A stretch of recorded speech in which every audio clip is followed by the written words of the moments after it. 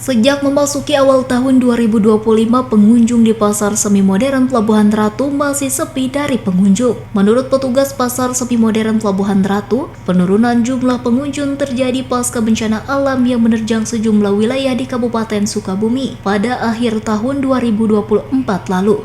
Ditambah masih tingginya curah hujan yang masih tinggi, hingga mengakibatkan jumlah pengunjung di Pasar Semi Modern Pelabuhan Ratu mengalami penurunan.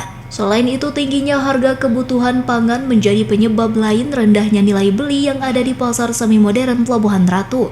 Sementara itu, untuk stok dan pasokan sejumlah kebutuhan pokok dan kebutuhan pangan di Pasar Semi Modern Pelabuhan Ratu sejak memasuki bulan Januari 2025 masih terbilang aman hingga 2 bulan ke depan.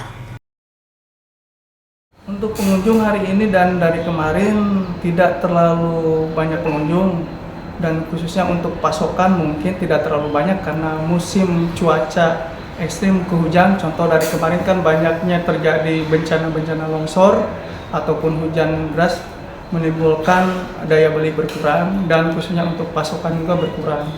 Pasca bencana untuk pengunjung tidak terlalu signifikan karena minimnya pembeli sehingga pasar mengurang dari pengunjung, pembeli juga berkurang. Ada harapan kan bagi para pedagang maupun pengunjung?